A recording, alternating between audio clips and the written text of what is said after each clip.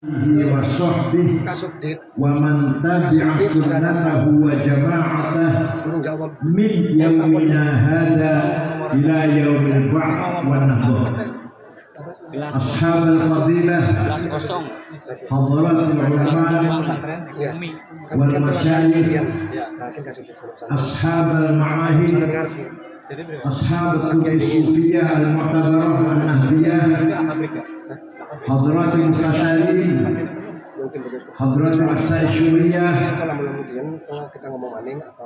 sahbil fadilah, hadratul mukarram, maulai Kiai Haji Masyuri, Athalallahu baqa'ah, dukhran lana wal ummah.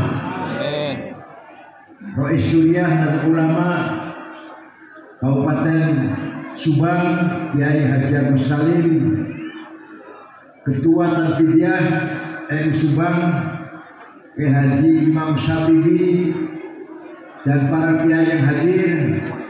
Ada Kiai Ahmad dari Bendakrab. Ini Kiai siapa ini? Imran. Kiai Imran. Sering ketemu tapi lupa terus namanya. Para kiai, para ibu nyai, para asatidz, para pejabat pemerintah, camat cempreng, Kapolsek, dan Ramil KUA, Muslimat Fatayat, Ansor Banser Pagar Nusa, Ikum PPNU, Sadati wa Sayyidati ayyul hudur. Alhamdulillah, siang hari ini saya walaupun mantan ketua PBNU bodolan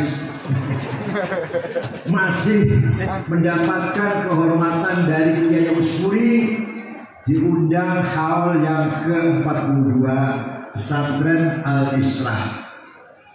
Saya datang ke sini dua kali ini, alhamdulillah. Dari dulu masih ketua umum PBNU, sekarang sudah apa? Bodolan.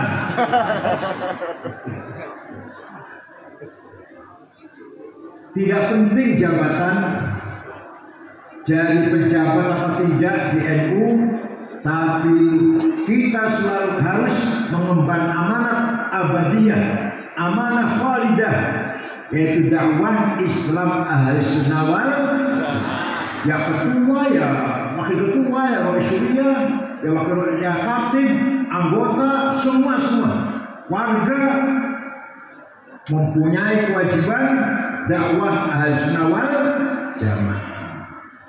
Kita bersyukur mempunyai kekuatan civil society, quwwah mutamaddinah, bukan quwwah askariyah, bukan quwwah watoniyah, bukan pegawai negeri, bukan tentara, bukan polisi, bukan organisasi profesi, organisasi kemasyarakatan.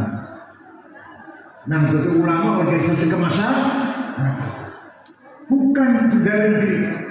Orangnya barangkali banyak pegawai negeri, tapi NU-nya tuh bukan institusi reng-rengan di bawah negara, bukan. Jadi NU bukan bawahannya Kemenang, NU bukan bawahannya Kemendagri, paham betul? NU bukan bawahannya Majelis Ulama, bukan. Mitra selevel, teman seperjuangan. Pemerintah baik, programnya benar, kita dukung. Pemerintah keliru, kita luruskan, kita tegur, kita kritik. Kritik pemerintah bukan berarti oposisi, bukan berarti ingin melengsarkan, tidak, itu urusan partai politik gitu. Kita kritik pemerintah bukan oposisi, kita dukung pemerintah bukan koalisi. Tapi kita merupakan kekuatan masyarakat. Minta langsung namanya civil society. Sini. Quwwah mutamaddinah. Di Timur Tengah, wonten di negara Arab tidak ada ormas seperti NU atau Muhammadiyah, ormas wonten. Di Timur Tengah yang ada ikatan suku dan partai politik.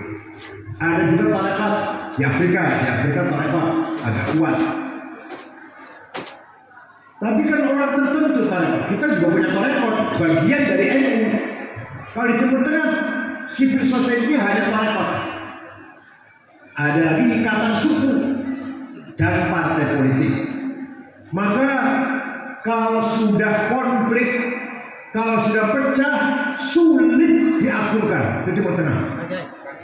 Sama-sama agamanya, sama-sama hanya Ahlussunnah wal Jamaah, sama-sama warga negara, yang satu warga negara.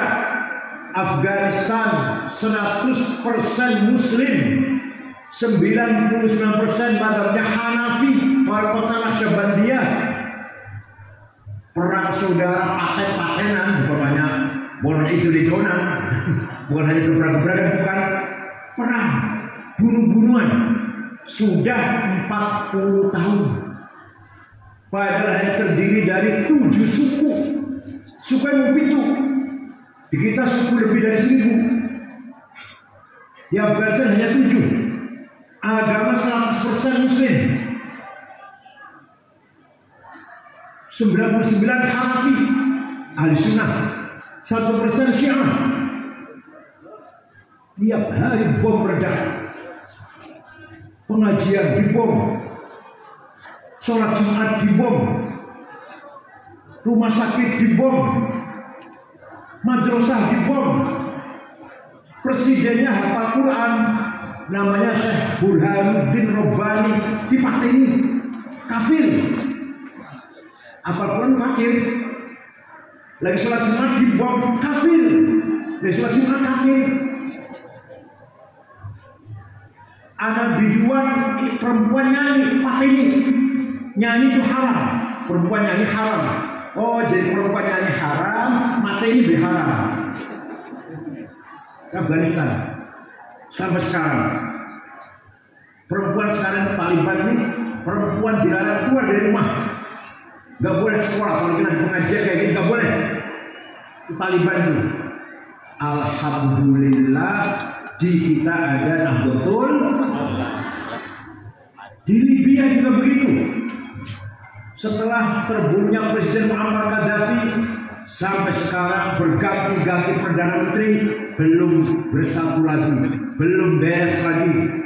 Masing-masing kelompok suku mempunyai kekuasaan sendiri-sendiri. Suku A menguasai daerah ini, suku B menguasai daerah ini, suku C menguasai pertanian, suku A menguasai kilang minyak. Hilang persatuan bangsa di negaranya, pada sama-sama agama Yaman bangkrut sudah. Yaman jutaan anak kecil kelaparan, apalagi pendidikan, tidak mikirin pendidikan, menyelamatkan nyawa aja udah kerepotan. Suriah udah ratusan ribu warga negara Suriah lari meninggalkan negaranya, pindah ke Eropa, lari ke Eropa. Padahal ulamanya alim-alim, Wahbah Suhaili, Ramadan Al-Buti, antara lain Abdurrahman Kaftaru, ulama Indonesia betul-betul sekali kayak dulu, ulama Sijun Alamah, tapi tidak mampu menyatukan bangsa Suriah. Mesir untuk anak Al-Azhar, kayak itu lah, kayak pesantren. Untung ada Al-Azhar Mesir. Kalau nggak ada Al-Azhar, sama Mesir mudah perang antar suku, antar kelompok. Tapi kan ada Al-Azhar, masih terselamatkan. Nah, di Indonesia, ya Allah, paling nikmat. Kita hidup di bawah negara Pancasila, bukan negara Islam, tapi kita orang Islam bebas mengamalkan ajaran agama. Mau pengajian tiap malam, mau isi wota tiap malam, mau sholawatan di lapangan tiap malam, dilarang kan? Bikin pesantren, buka madrasah, buka mushola. Percaya sama saya 13 tahun di alam. Di sana tidak gampang mengumpulkan orang 1000-2000, apalagi malam-malam.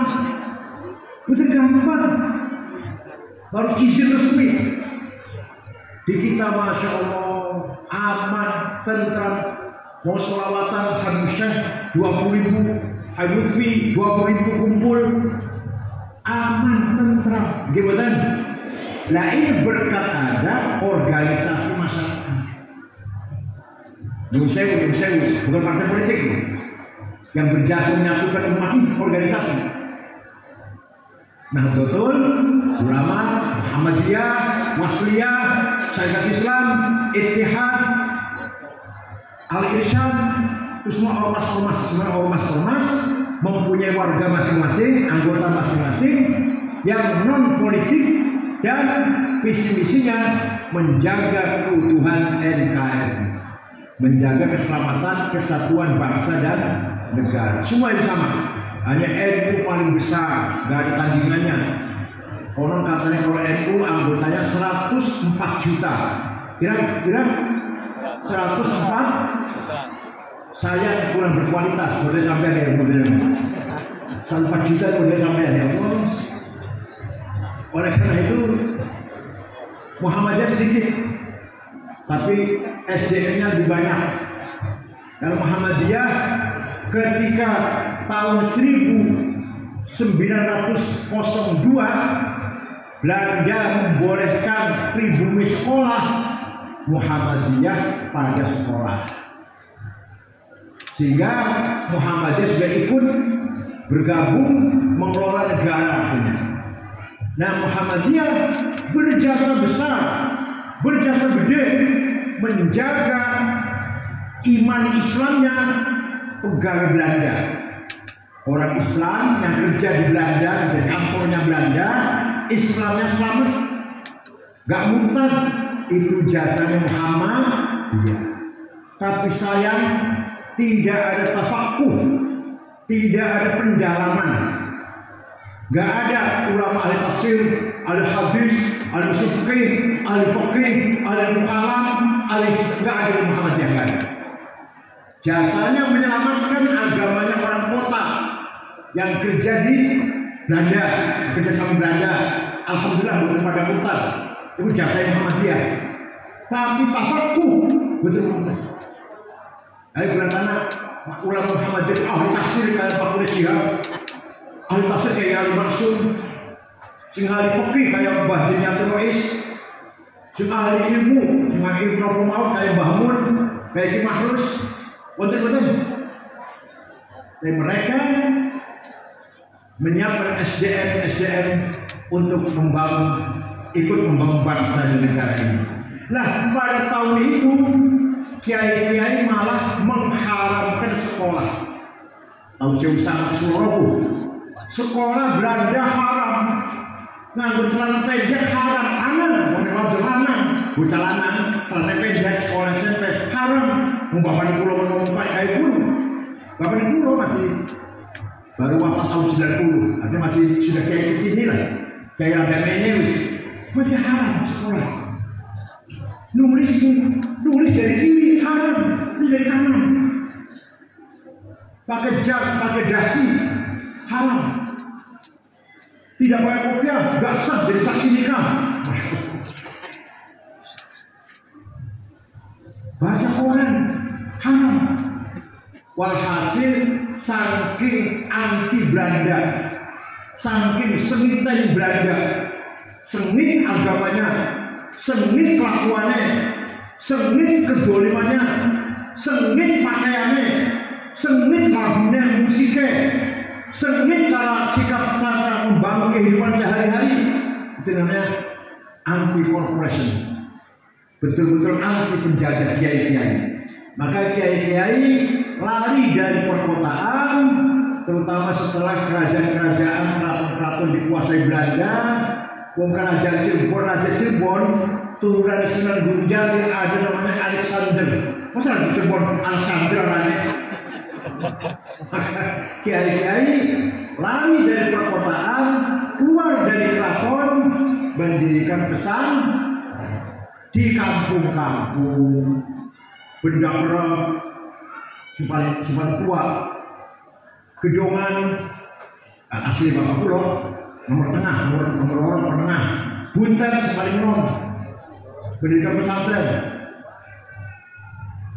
Ulama NU berhasil menjaga turas, menjaga akidah, syariah, fakih, ilmu agama, tafaqquh fiddin, tapi ketinggalan dalam membangun SDM untuk membangun thaqafah dan hadharah. Ketinggalan Muhammad Jadidin. Tapi NU berjasa besar menjaga ilmu-ilmu agama Islam, melahirkan kiai-kiai, alim pesantren, alim-alim. Coba Gus Baha masih nongol, Alamah itu masih nongol, alim yang luar biasa. Gus Baha, Atifuddin Muhajir, Situ Bondo, Atifuddin Dimyati, Rejoso, Peteruan, masih membangun Al-Dikura, luar Mesir, luar Al-Azhar, alim, kalangannya kata bahasa Arab, ahli tafsir, dan lain-lainnya. Dan banyak sekali contoh kiai nom, Gus Hofur, Sultan Mahmud, juga alim itu. Ini adalah pengkajian menurut Nahdlatul. Yang dikaji adalah Ulumuddin, itu betul. Nah, baru merdeka, baru kiai-kiai membolehkan anaknya sekolah. Jadi secara rata-rata anak kiai NU tamat SD, tamat SR itu baru ada tahun 52, baru ada tuh anak kiai NU tamat SR. Tamat SMA tahun 60. BA sarjana muda, BA dulu zaman dulu tahun 64, 65. Zamroni BA, Asnawi Latif BA. Zamroni kan demonstran, pemimpin kami yang mendemo Orde Lama, membangun Orde Baru. BA waktu itu BA tahun 65. Baru terus berjalan, baru banyak doktor, banyak insinyur dari NU. Zaman Gus Dur presiden, kemarin Gus Dur dikuyok-kuyok, di mana-mana diintip, bahkan ditindas, orang ceramah, tiba-tiba jadi presiden. Kaget nggak itu? Wah, kemarin dilarang ceramah, dilarang bicara, kemana-mana diintip oleh Intel, itu jadi presiden. Setelah jadi presiden, mencari SDM Nahdlatul Ulama untuk pegang BUMN, Direktur BNI, Direktur Mandiri, Direktur BRI, Direktur Telkom, Direktur PLN, Direktur Pertamina, wonten yang ngurusin keluarga NU, betul wonten. Kalau dia bukan NU, keluarganya dari KNU, betul wonten. Ya udah, kalau gitu saya kenal dengan simbolnya NU dan baru ada. Nah, ini kita di sini ketika Gus presiden, kita gagap tahu-tahu punya presiden, padahal SDM belum siap.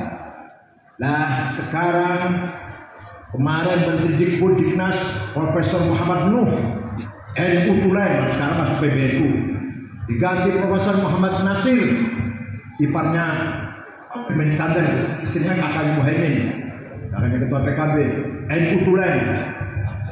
Menteri Dikbud, bukan Menteri Agama sudah gampang dari ini, kebenaran sebanyak. Mulai banyak kader NU yang memegang peranan di bidang pengelolaan negara ini. Wa kadzalika ja'alnakum ummatan wasata litakunu syuhada'a 'alan nas wa yakuna ar-rasulu 'alaikum syahida. Muhammad, saya jadikan kamu dan pengikutmu ummatan wasaton, umat yang keren. Nyuwun sewu, mohon maaf, gak usah kaget. Di Quran wonten terminologi umat Islam. Wonten Quran. Wonten Quran umatan Islamiyah. Wonten. Atau bisa jawab dengan baca Quran. Bacaan kulhu kalau falak nas saya kursi mawon tahlilan. Lama selalu baca Quran dari awal sampai akhir tidak akan menjumpai terminologi umat Islam. Betul. Atau umat Arab, betul. Yang ada umatan wasatan, umat yang keren, umat yang bergengsi, umat yang punya harga diri, umat yang berperan. Litakunu syuhada 'alan nas, agar kamu berperan di tengah-tengah masyarakat. Peran apa itu? Syuhudan diniyan, peran agama. Imam masjid, bas ulama, KUA, kepala salafiyah aliyah harus NU. Paham betul? Paham nih? Paham betul? KUA, Kemenang, kepala sekolah, kantor dinas, bupati, wakil bupati, sekda, bapeda, camat harus NU. Dan syuhudan diniyan wa thaqafiyan. Pendidikan harus pegang oleh NU. Hadarian, ekonomi harus pegang oleh NU. Targetnya itu targetnya. Paham betul? Itu namanya itakunu syuhada'a 'alan nas, syuhudan diniyan, syuhudan taqafiyan, syuhudan hadarian. Bila perlu syuhudan siasian. Presiden NU, wakil presiden NU, menteri NU, syuhudan siasian. Paham betul? DPR harus banyak orang NU. Banyak sekali undang-undang peraturan yang terhalang oleh orang lain, padahal peraturan undang-undang itu rencananya ingin mengangkat martabatnya pesantren, martabatnya warga NU. Gagal karena kurang suara. Banyak sekali, sering sekali undang-undang seperti itu terhalang oleh kekurangan pendukung di DPR. Paling hanya PKB yang hanya memikirkan NU itu. Selain PKB, jarang sekali yang membela kepentingan Nahdlatul Ulama di DPR. Di syuhudan sia-sia harus kita rebut. Syuhudan hadarian, direktur bank, kepala pasar, direktur pajak harus orang NU. Paham betul? Habis ini angkat ya. Konglomerat harus orang NU. Nih, kata serius, ngomongnya serius ini guyonan. Manusia itu, apa kita di manusia kabeh, secara insaniah, secara spiritual, secara rohani, kita punya kekuatan namanya yang pertama al-quwwatun nafiqah. Apa? Kekuatan cerdasan. Setiap manusia punya akal yang bisa berpikir. Bagaimana cara mencapai tujuan, itu akal yang mikir. Bagaimana menemukan teknologi, menemukan ilmu pengetahuan, memajukan ilmu pengetahuan, itu dari akal. Namanya al-quwwatun nafiqah. Akal tidak akan bergerak kalau tidak didorong dengan al-quwwatul mutakhayyilah. Apa? The power of idea. Kalau akalnya the power intelligentsia. Kalau akal the power of intelligentsia. Kalau quwwatul mutakhayyilah the power of idea. Mimpi, harapan-harapan, kemauan-kemauan, itu namanya quwwatul mutakhayyilah namanya. Paham betul? Akal itu akal kanggone. Akal tidak ada gunanya, entah ada gunanya kalau tidak didorong oleh cita-cita, hasrat, kemauan, harapan, tekad. Itu ada di mana? Ada di mana? Al-quwwatul mutakhayyilah. Paham betul? Quwwat mutakhayyilah isinya ada dua. Ada berapa isinya? Satu, nafsu ghadabiyah. Dua, nafsu syahwatiyah. Nafsu ghadabiyah, saya harus jadi bupati, saya harus jadi komandan, ketua, pemimpin, imam, kepala, direktur. Itu namanya nafsu ghadabiyah. Panjangnya gak ada niat, betul-betul. Punya nggak hasrat begitu? Punya nggak? Ya kelihatan perempuan gitu nggak punya nih barangkali ya. Perempuan kelihatannya itu. Itu namanya nafsu ghadabiyah. Saya jadi bupati Subang, saya harus jadi komandan di Subang ini, harus jadi pemimpin di Subang ini. Namanya apa namanya? Nafsu Ada di mana adanya? Quwwah mutafayyilah, the power of idea, cita-cita. Nah, nafsu ghadabiyah ini kalau niatnya baik, caranya benar, tujuannya baik, saya harus jadi Bupati Subang. Kalau jadi jalan-jalan saya cor semua. Gak ada jalan jelek kayak Pegadaian Baru kesini tadi saya jalan jelek banget. Irigasi air pengairan beres, pendidikan gratis, kesehatan gratis, musola-musola, masjid-masjid saya perbaiki semua. Saya betul yakin, saya betul. Maka saya jadi bupati, saya kebijakan saya akan seperti itu nanti. Caranya benar. Dan niatnya bukan niat kesombongan, pamer, riya, ujub, bukan. Ibtigha amardatillah, mencari Allah. Maka nafsu ghadabiyahnya tadi ganti namanya. Namanya ganti. Bukan nafsu ghadabiyah namanya himmah. Apa? Himmah. Yang keras apa? Himmah. Kanjeng Nabi Muhammad SAW orang himmahnya besar. Islam harus menang. Suatu ketika dinasehati oleh pamannya Abu Thalib, Muhammad, istirahat dulu dakwahnya, berhenti dulu dakwahnya. Kamu akan dibunuh Muhammad oleh Abu Jahal CS. Kamu diancam akan dibunuh Muhammad. Berhenti dulu dakwahnya, nanti udah aman, dakwah lagi lah udah aman. Kira-kira sampai dulu, sampai dulu. Nah sampai diancam pakai ini, berhenti dulu, waktu BNU-nya berhenti dulu, mau dibunuh kami ini, gimana terus kira-kira? Langsung berhenti langsung. Potongannya kelihatan begitu potongannya ini.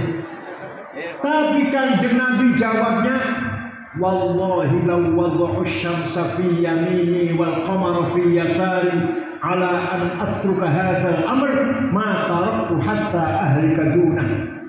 Demi Allah, seandainya Abu Jahal CS, orang Quraisy, meletakkan matahari tangan kananku, bulan di tangan kiriku, betapa beratnya itu. Seandainya mereka meletakkan matahari tangan kanan, rembulan tangan kiri, agar aku berhenti dakwah, saya gak akan berhenti sampai menang. Begitu nggak sampean? Nggak jawab. Begitu nggak sampean? Banser pada bisa begitu, siap? Apapun terjadi yang risiko, tidak akan mundur, siap? Kanjeng Nabi begitu, Kanjeng Nabi nggak pernah mundur. Jadi kalau menceritakan Kanjeng Nabi jangan hanya zuhudnya saja. Nabi Muhammad zuhud, ya zuhud. Tahajud sampai kakinya melembung, ya. Tapi sikap mentalnya harus diceritakan. Tidak pernah takut Kanjeng Nabi. Gak pernah gagal, gak pernah minder, gak pernah kecil hati, gak pernah putus asa. Itu Kanjeng Nabi. Umatnya model sampean, insya Allah. Paham betul kelompok, paham betul. Jadi kiai-kiai kalau cerita Kanjeng Nabi, jangan hanya menceritakan tahajudnya Kanjeng Nabi sampai sikile abu. Iya benar, nggak salah. Iya. Ahli puasa makan sedikit, nggak rakus, nggak tamak, itu ya. Tapi sikap mentalnya, besar mentalnya, harus diceritakan. Kanjeng Nabi itu tidak pernah takut, nggak pernah minder, nggak pernah kecil hati, nggak pernah putus asa, nggak pernah hopeless, selalu optimis, berani, orangnya berani. Pemimpin pasukan 314 lawan 1000 perang Badar, nggak takut Kanjeng Nabi, nggak takut. Paham betul? Misalnya sadurunge perang sedih kan? Belum perang sudah potongannya gitu, potongan samanya. Belum perang sudah takut. Muhammadun qaimun lillahi dzuhimami, Muhammadun sadiqul aqwali wal kalimi, Muhammadun tabitul mitsaqi hafizuhu, Muhammadun tayyibul akhlaqi wasyiyami. Muhammad SAW qaimun lillah, selalu berdiri tegak lillahi ta'ala. Dzu himamin, orang yang mempunyai hikmah cita-cita besar, tidak mau kalah, nggak pernah mundur. Itu mentalnya Nabi Muhammad SAW. Begitu pula para sahabatnya. Sayyidina Abu Bakar menghadapi pas umat yang murtad, kelompok-kelompok suku yang murtad, dihadapi dengan tenang, dengan percaya diri. Harus berhasil dan berhasil. Sayyidina Umar apalagi terkenal, orang mentalnya besar. Sayyidina Utsman menyebarkan Islam sampai ke Afrika Utara, sampai ke Persia. Sayyidina Ali terkenal berani, wali songo, wali 9, orang hikmahnya besar. Gak model sampean enggak. Jadi kalau cerita wali songo jangan hanya cerita tirakatnya, jangan mentalnya ceritakan.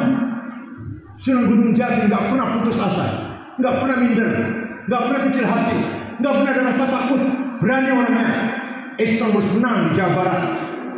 Sunan Gunung Jati mentalnya, paham betul? Dia Hasyim Asy'ari, NU besar betul saat ini. Hebat kan? Jadi Wahab muter-muter menyebarkan NU tahun 30-an, tahun 35 sampai Sumatera Selatan, Palembang. Jumpa dengan Kiai Kamil Soleh, Banten, Menes, Pandeglang, jumpa Kiai Abdurrahman, Pagentongan, Bogor, Ajengan Falak, Betawi, Guru Marzuki, Cipinang Muara, Cirebon, Guru Kiai Abbas, Arjenalun Satori, Bapak Kenjuani Ki Amin, Semarang Kiai Ridwan, Lasem Kiai Maksum, Bapak Kiai Maksum, Kudus Raden Asnan Kudus, Cepu Kiai Ihsan, Lombok Tengah Kiai Faisal, Kiai Wahab muter-muter mensosialisasikan Nahdlatul tahun 30-an, tahun 35 lah, tanpa proposal.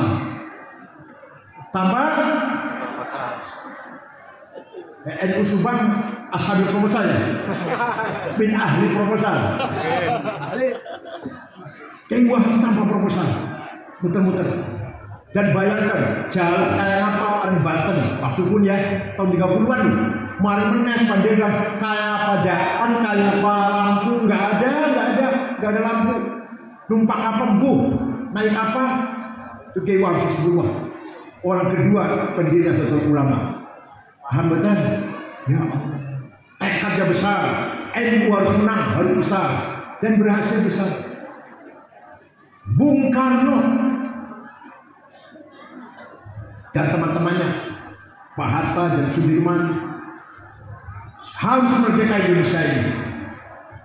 Kita lawan Belanda, kita lawan Jepang. Duit apa Bung Karno? Duitnya banyak itu, senjatanya banyak, teknologi maju itu waktu itu teknologinya enggak. Masyarakatnya masih buta huruf, duit nggak punya, senjata nggak punya. Yang punya apa? Bung Karno yang punya apa? Bung Karno himmah. Punya apa? Himmah. Harus menang, harus merdeka Indonesia ini. Coba kalau himmahnya orang Subang seperti ini semua, ini semua menang ini. PKB menang.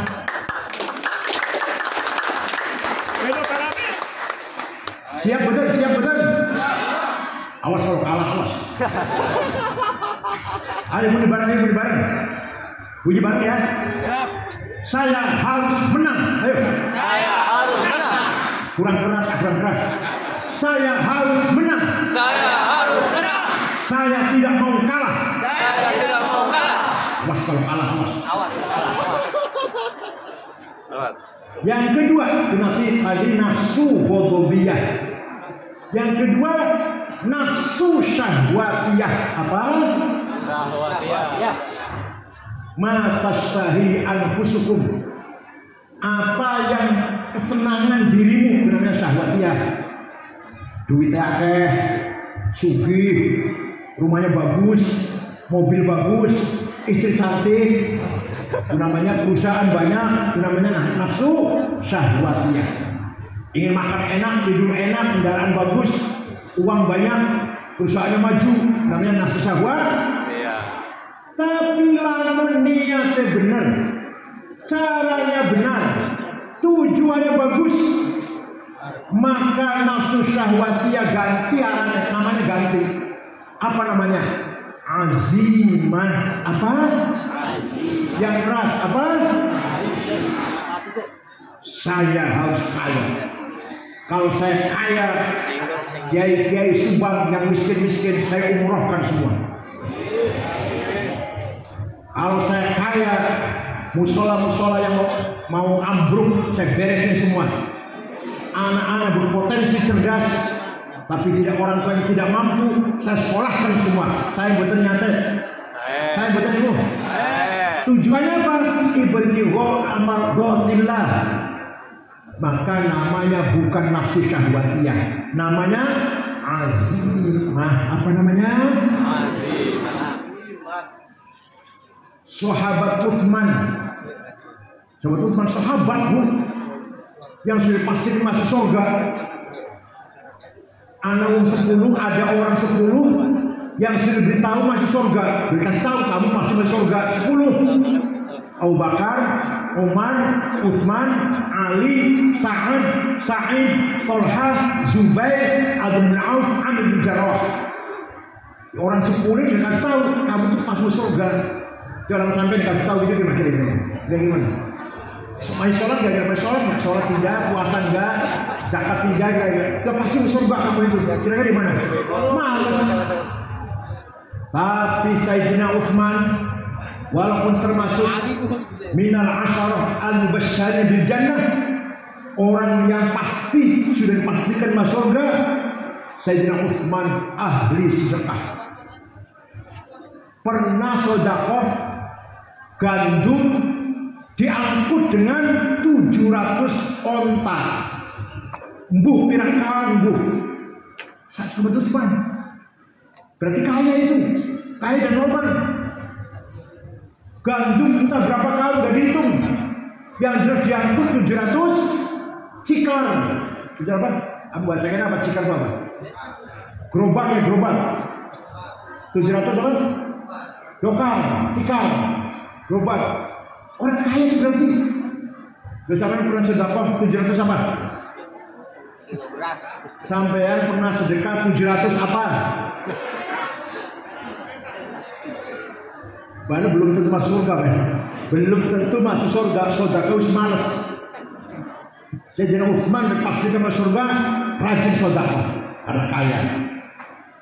Syekh Abdul Qadir Al-Jailani Ibn Saleh Ibn Dus, orang Baghdad, orang Irak, Irak ke timur. Suatu hari ziarah ke Mesir, ke kuburannya Imam Syafi'i di Mesir, di dusun Fustat namanya. Ziarah ke sana melihat masyarakat sekitar kuburannya Imam Syafi'i melarat-larat, gak punya rumah. Orang gembel, orang gelandangan di sekitar Imam Syafi'i. Itu Syekh Abdul Qadir Jailani cepat beli tanah 10 hektar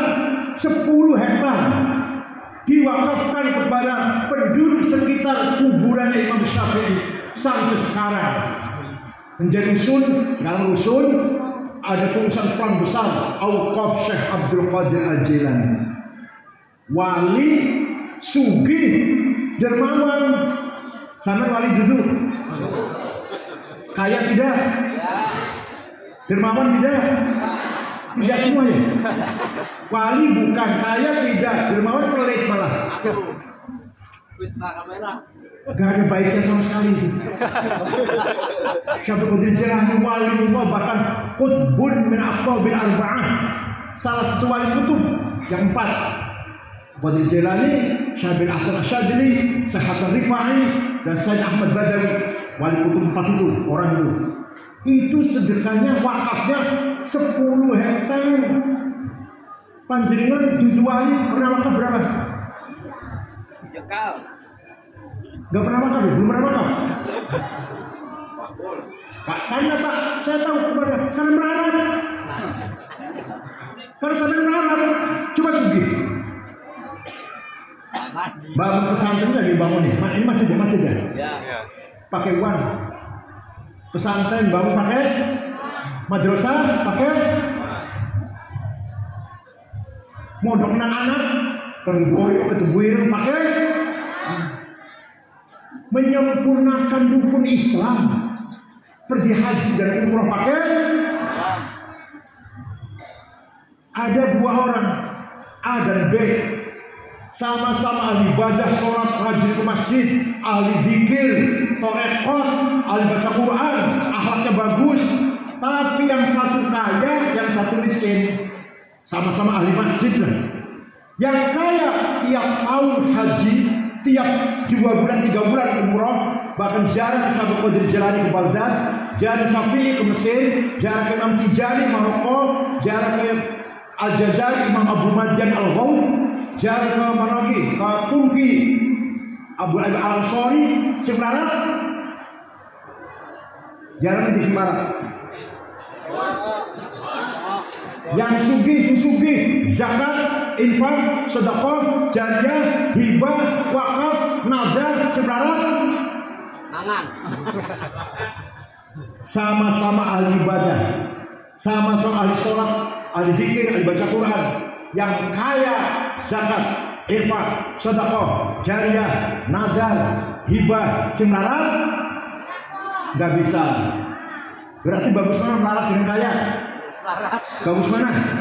Bagus kaya. Syekh Abdul Hasan Asyadili, muridnya waktu itu pengikutnya 6.000, ditanggung segala kebutuhannya. Ulama kemarin aja yang baru wafat tahun 2006, Said Muhammad Al-Maliki di Mekah. Said Muhammad muridnya 700. Kayak Ibnu Arjinangun tuh umurnya Ibnu Baidillah, Hasan juga ditanggung, makan, minum, pakaian, kitab, kebutuhan, pulang kasih tiket. Said Muhammad itu ada nggak kayak di Subang nanggung santrinya? Jawab, ada nggak kayak di Subang nanggung santrinya? Karena paham tidak? Walaqad katabna fi zaburi min ba'di dzikr annal arda yarithuha ibadiyas salihun. Kekayaan alam, nikel, batu bara, berlian, emas, gas, minyak, biji besi, boksit, mining, uranium. Di Freeport tuh ada uranium, bahan nuklir, uranium tuh. Torum ada di Bangka Belitung, timah itu bisa tenaga listrik. Itu saya sediakan, kata Allah, saya siapkan untuk hamba-hambaku yang soleh. Aku panjenengan yang soleh-soleh. Tapi prakteknya yang menguasai bukan kita. Orang yang paling kaya di Indonesia nomor 1 Budi Hartono, yang punya bank BCA dan punya pabrik rokok Cap Jarum.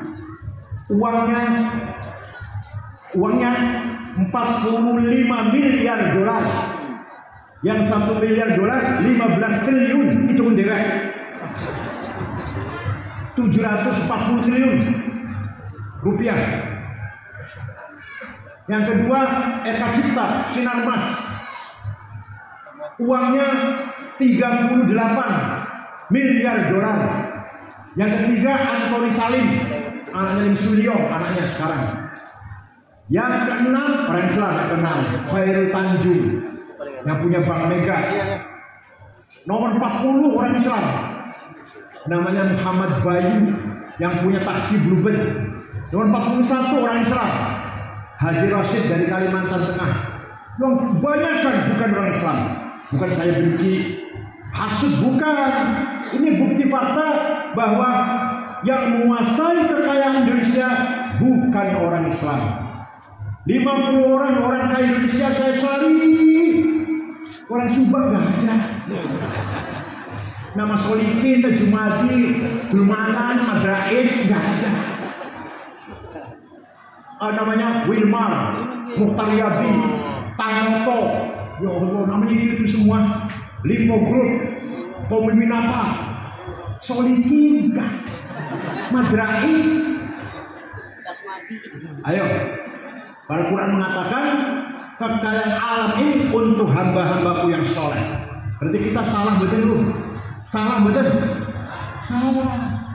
Allah menyediakan kekayaan untuk kita, kitanya yang tidak mampu merebut atau menguasai kekayaan itu. Dosa. Jadi Pak, ya Allah kesimpulannya itu, kesimpulannya. Melarat itu dosa itu kesimpulannya.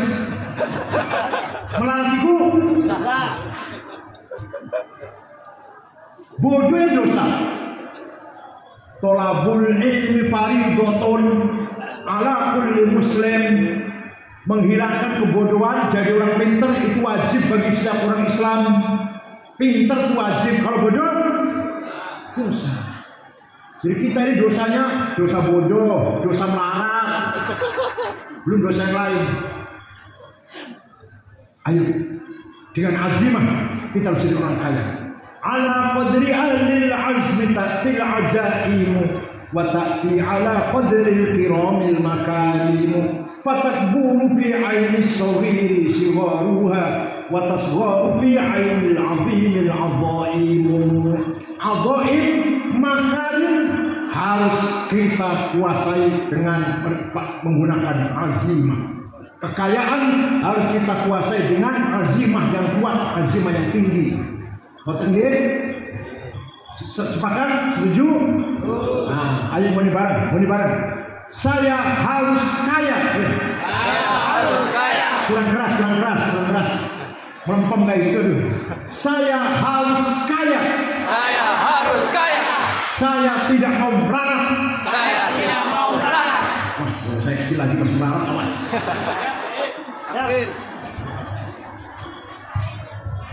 Sekali lagi, ini bukan untuk kesombongan ya, bukan untuk kesombongan. Agar kita berperan di takunu syuhada al-nas. Agar kita berperan menjadi umat dan wasatun, umat yang bergengsi keren. Paham kan? Syekh Abdul Hasan Asyadili, wali kutub. Kalau Asyadili ya, mengalami jebakan hizib nasor. Pakaiannya tiap hari ganti, harganya mahal. Jasnya dibikin dari wol dorme semeter 13 juta. Sepatunya HS 25 juta. Kacamata Cartier 45 juta. Ikat pinggangnya Belly 4 juta. Ketimbang 4 juta. Minyak wanginya baju dalamnya Pierre Cardin, Christian Dior 7 juta. Minyak wanginya Hugo Boss, Naim, Jo Malone 5 juta sebotol. Tasnya Gucci 75 juta paling murah. Ini baru sampai sandalnya ini. Sob, lihat. Kelambian ukuran jerung ganti, sayurnya cap gada dudu, minyak wanginya misi, rokoknya jadi coklat. Tas sampean, pas saya kiai Subang. Tas itu paling murah, paling murah, 2 juta lah. Delsi, Ecola, Samsonet, 2 juta setengah, lumayan. Kalau pas saya kiai Subang, di pojokan tulisannya Musyawarah Majelis Ulama Kabupaten Subang. Nah, pembantunya 16, rumahnya bagus, kendaraannya kereta ditarik 2 kuda. Mercy atau Alphard lah, betul Luxio, Grandma. Suatu ketika ada sempakon, ada yang tanya, Syekh, santu wali, du karomah, santu wali pun punya karomah, du karomah. Tapi kenapa penampilannya mentereng, keren? Nah terus kenapa? Kiai-kiai yang lain penyemprul, kiai-kiai yang lain kumuh lah. Jawabnya libasi yakul, pakaianku yang keren ini bisa ngomong, pakaian sembingguan itu bisa ngomong, bisa bicara. Gimana ngomongnya? Ayyuhan nas ana ghani fala tarhamun. Wahai masyarakat, saya kiai kaya, enggak usah kamu amplopin. Tapi kalau ada kiai yang nyemprul, itu pakaian ngomong gini, ayyuhan nas ana faqir pakaian umum, pakaian bisa ngomong. Wahai masyarakat, saya Kiai Parang. Farhamuni, kasihanilah saya. Mulai sekarang Kiai Subang harus keren. Siap? Ya. Jangan amin, jangan amin. Siap. Namanya tarhib buat tarhib yang saya sampaikan ini. Motivasi namanya. Paham betul? Kiai kaya, ahli ibadah, karomah, punya karomah, tapi kaya. Kiai Mahrus Dirboyo kaya. Waktu itu mobilnya sudah pisut. Jarang mobil pisut, orang kaya punya itu. Kiai Maksum Jogja, walaupun sebawahnya Kiai Mahrus kayaknya, sebawahnya. Tapi mobilnya Holden. Kiai itu Alamah. Kiai Hamid Pasuruan Waliullah, Mercy mobilnya. Ya Allah, Kiai Subang.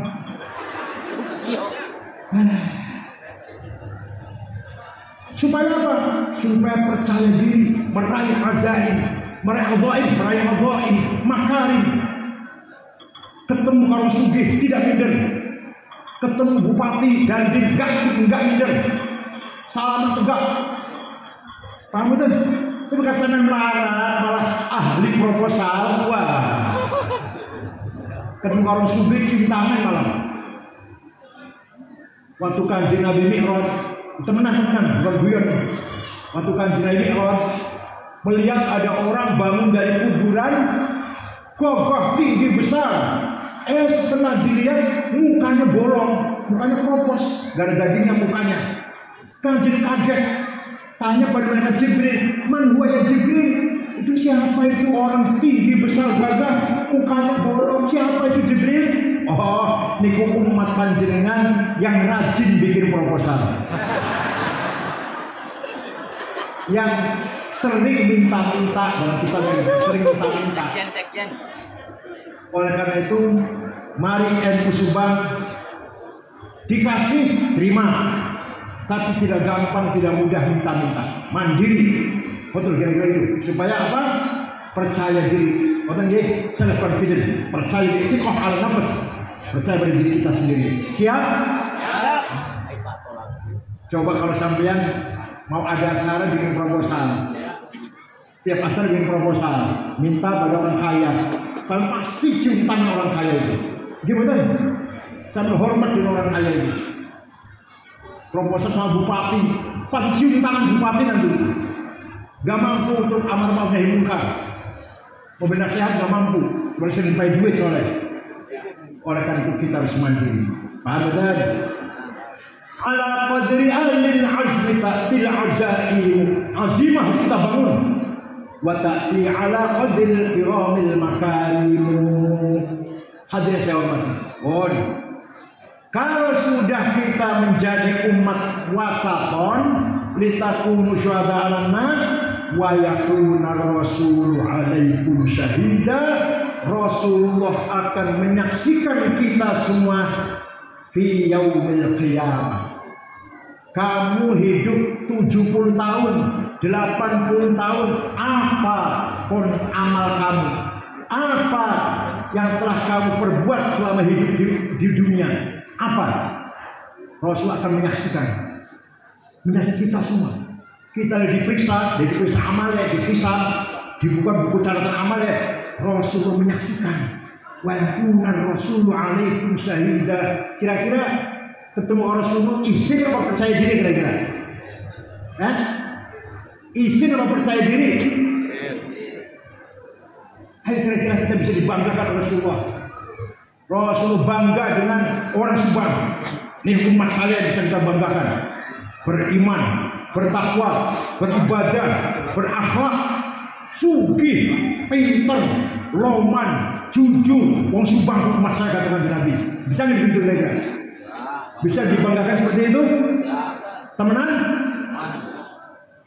Wa innamal umamul akhlaqu ma baqiya fa inhum dhahabat akhlaquhum dhahabu. Martabat masyarakat tergantung akhlaknya. Malah akhlak lebih tinggi daripada agama, lebih penting daripada agama. Contoh, mau kemana? Mau ke Compreng. Oh tenang, Compreng aman, silakan. Percaya deh, Compreng aman. Orang tidak tanya agama Islam enggak, tapi Compreng orang yang baik-baik. Martabat betul lu, bermartabat betul. Sebaliknya, mau kemana? Ke Compreng. Hati-hati. Terkenal Compreng, terkenal. Saya pernah ke sana sholat di sebuah desa masjid, sepatu hilang.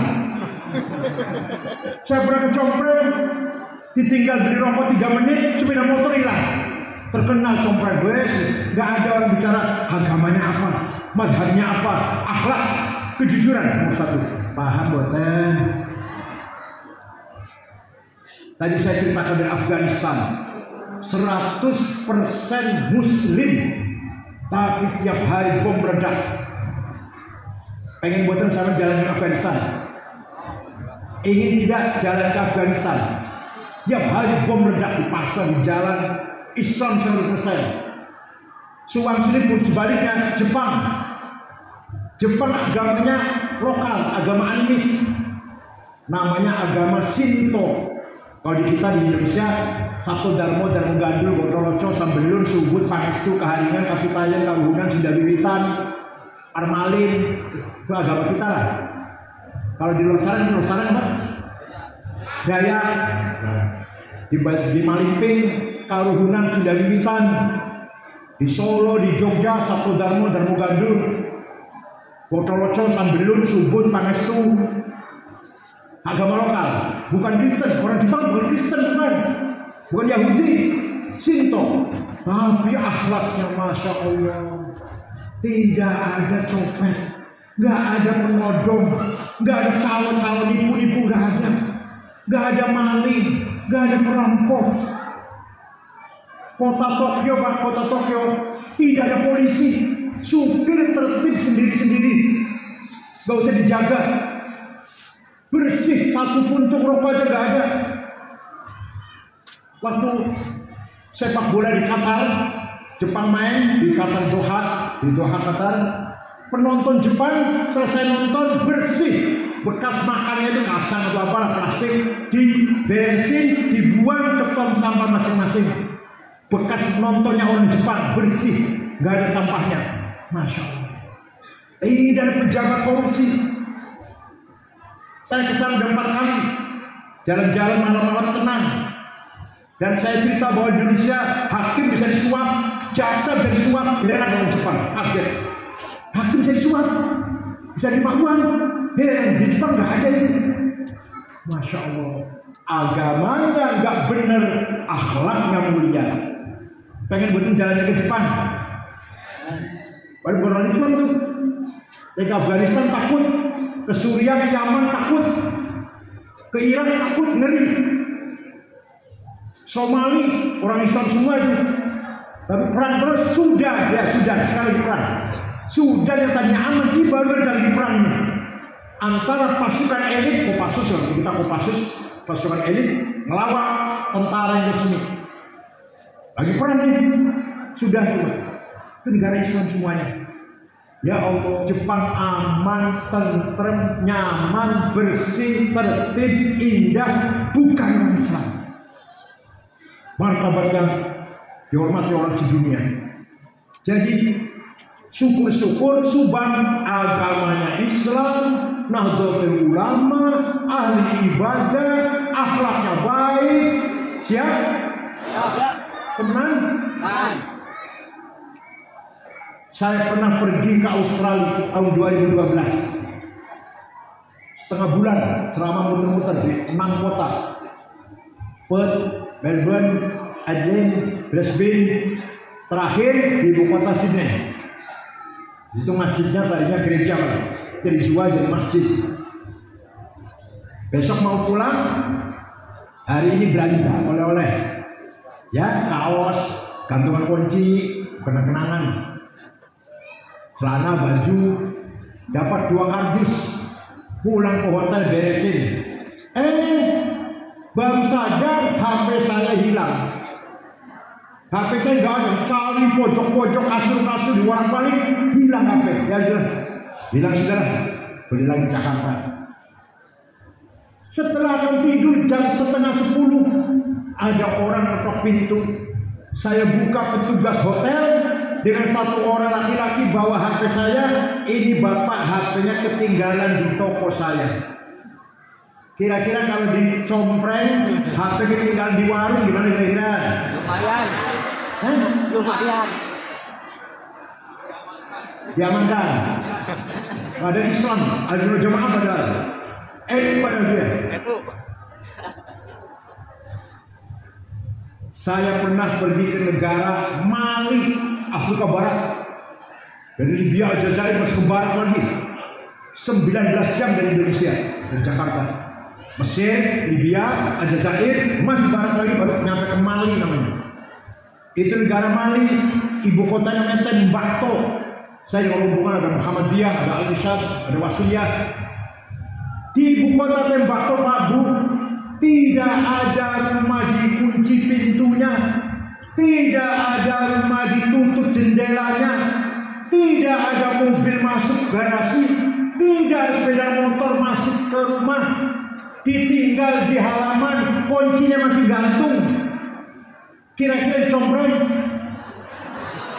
Sepeda motor tinggal di rumah, di halaman, kunci masih gantung, pribadi kira-kira. Tuh kata akhlaknya baik, kata siap. Coba belajar, ayo belajar. Sedesa dulu, ya, siapa? Desa apa namanya? Sidarja. Jatirja. Coba satu desa saja coba. Belajar satu desa saja. Sepeda motor gak usah dikunci di halaman satu malam. Coba belajar. Satu desa saja.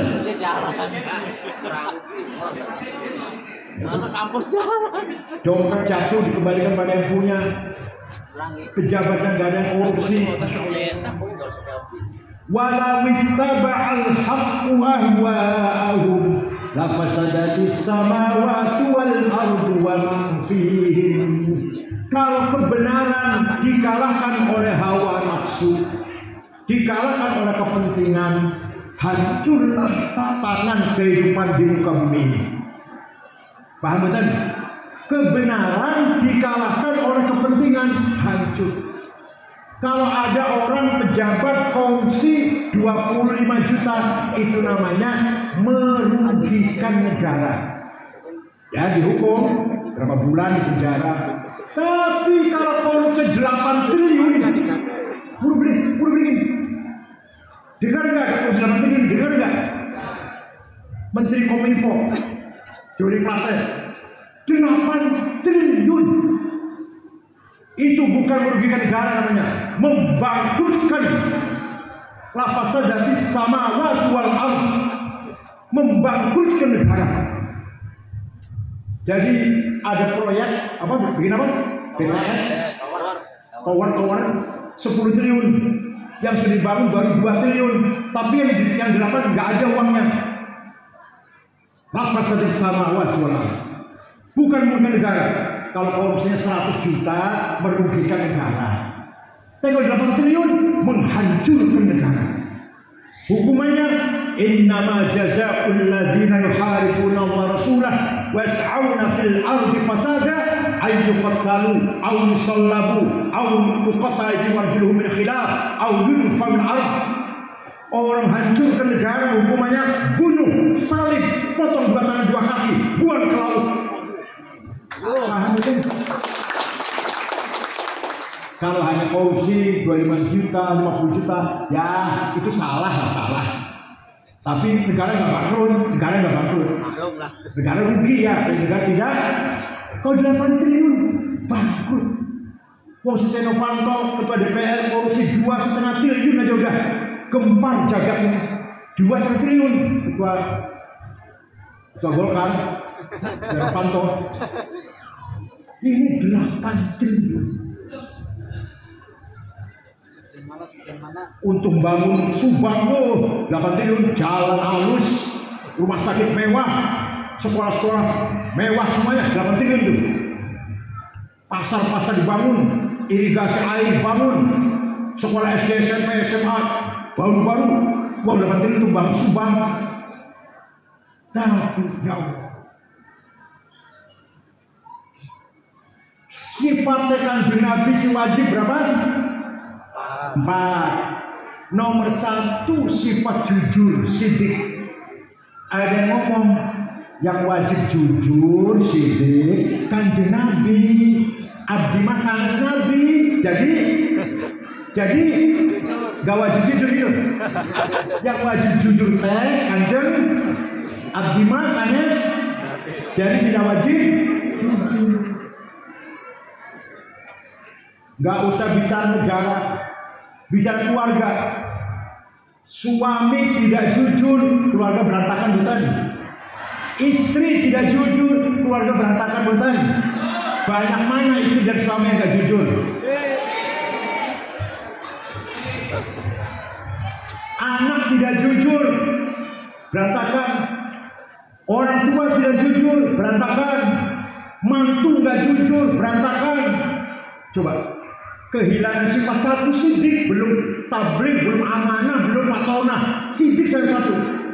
Sifat sidik hilang di bangsa Indonesia ini. Minyak goreng hilang. Jangan 1 sifat hilang, sidik. Tower hilang, duit hilang, minyak goreng hilang. Aspal. Masya Allah. Kenemenan. Saya juga tidak mengatakan jawab kayak mereka. Ya enggak. Ya dikit-dikit salah lah, maklum lah manusia. Tapi kalau kenemenan, mari kita bangun sekarang generasi yang akan datang. Generasi yang mutamadin. Kenapa? Mutamadin masyarakat Madinah. Awas Madinah itu apa? Yang berhasil meraih prestasi thaqafah, scientific, culture, disiplin, dan berhasil meraih hadarah, welfare, sejahtera, kaya. Jadi kira-kira Compreng, Subang, orang masyarakatnya beriman, beribadah, berakhlak, cerdas, sarjana-sarjana, kaya. Rumahnya 2 lantai, rata-rata punya Innova. Pengen betul? Siap betul? Malam zikir, tahajud, wirid, pagi cari duit. Itu. Jangan kalau ahli wirid malah cari duit. Salah. Atau cari duit saja gak pernah tahajud, ya salah. Malam tahajud, zikir 1 jam cukup lah. Jam 2 sampai jam 3, jam 3 sampai jam 4. Tahajud, zikir, salat hajat, baca Quran, al-waqi'ah, tabarok, pagi cari duit. Itu namanya mutamadin. Apa namanya? Saya dibawa pulpen tapi hilang. Kiai Mahrus Ali, Kiai Alama, ngajar Bundil Nabi Fathul Wahab, Hoyatul Musuh, langit kita diajar. Aktivis NU, berani, sakti. Mau ditembak orang, tembak tentara waktu itu, tentara lumpuh. Malah kejoprok, malah jatuh. Kiai Mahrus tahun 65, kita di 30S itulah. Pernah naik mobil nyebrang laut Berantas, Sungai Berantas, nyebrang getek, merosot, nyemplung jeruk, masuk ke sungai. Penjemput yang sebelah kanannya sungai, udah ketakutan semua, takbir semua, itu disediain bersih itu. Tapi Kiai Mahrus keluar dari pintu mobil, basah saja enggak. Gitu, kiai itu dicari itu. Tapi alim, bukan sakti.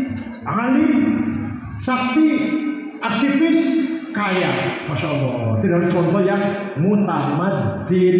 Paham betul? Paham betul? Jadi orang Compreng, orang Subang harus pintar, kaya, beriman, beribadah, berakhlak.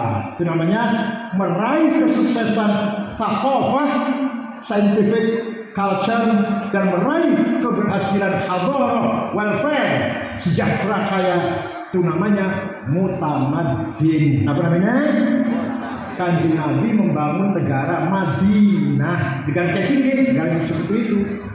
Enggak, Kanjeng Nabi enggak mengatakan negara Islam. Negara Madinah.